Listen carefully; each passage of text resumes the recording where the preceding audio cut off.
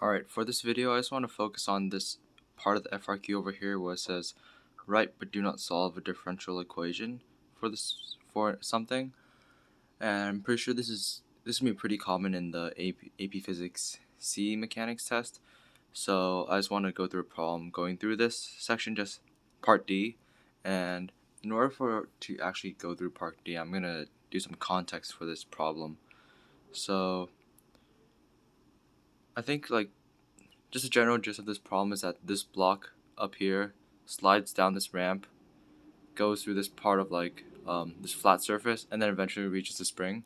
But as it goes down the ramp and as it goes on this flat surface, there's no friction or there's no friction or anything, and the spring has negligible mass. And the question is, but part A, B, and C you calculate when there's no friction or air resistance or anything of that sort. But we got some new information as we enter part D, where it says the block is again released from the top of the incline, but when it actually reaches the horizontal surface here, there's going to be some drag force. I think, yeah, there's going to be a resistance. There's going to be a resistive force that is beta v squared. So if we're trying to, and that's the only force that's acting on it. So if we were to solve a differential equation for the speed of the block on the horizontal surface, because that's the only time where it experiences a resistive force. And the key here is, I'm going to transition over to my paper. Actually no. Well, I'm still here. The key part here is where it says solve a differential equation for something, because a differential equation, I'm just going to write down real quick. Let's say if you want to do if you take a derivative of something, it's dy dx, but and let's say that equals I don't know, 3x squared or something like that. If you want to find the differential, that's just this part up here, so you solve for that. So it's dy equals 3x squared dx. So in this case, if we're trying to find the differential equation for the speed of the block, we're trying to find an equation for this, assuming that the dy is the speed of the block. But what we know is that we're trying to find the differential for something. This is the differential for y. So we're trying to find the differential for the speed of the block. And because the block is moving in a straight line, what we could do here is basically treat the speed as velocity. So if you're trying to find the differential for speed, we have to solve an equation where it's dv something. Let me get in focus. And usually, let's see. And this question also gives you another clue here, where it says solve the differential equation for the speed of the block, that's dv, on the horizontal surface as a function of time t. So as a function of time t, that's if you take that's gonna be the denominator, because if you take let me zoom.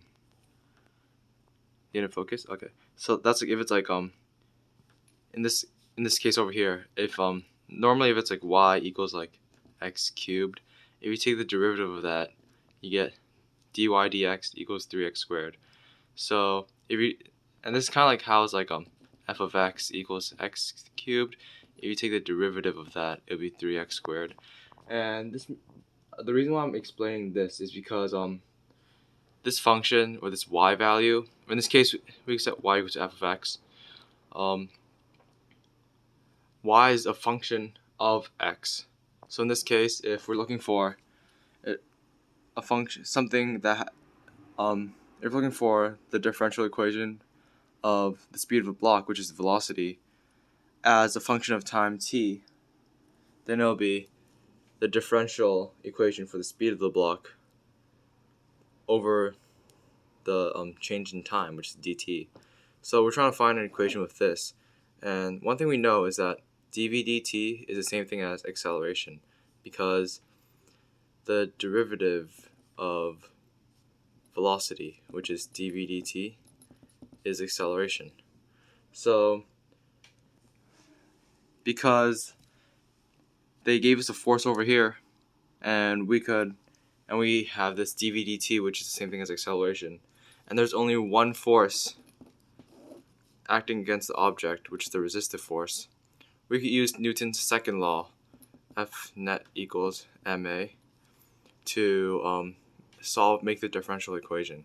So because this is the only net force, this beta v squared, we could sub that back in, and instead of a, we could just use dv dt. And this should just be the equation, but you can also try to simplify and isolate the variables. But the general rule of thumb here is that if it asks for it basically clues in what the differential equation is going to be based off of, because we're asked for a differential equation for whatever it is, that's going to be the d something, and on the horizontal surface and whenever it asks you as a function of something, that's going to be the denominator, because if you take like f of x and you take the derivative of it, the f of x is a function, it's based off of the function. So the f of x is like a function of x, and that makes the x the denominator if you take the derivative in terms of x. And in this case, because it's a function of time t, you take the derivative in terms of t. Alright, here's the answer. And oh wait, yeah.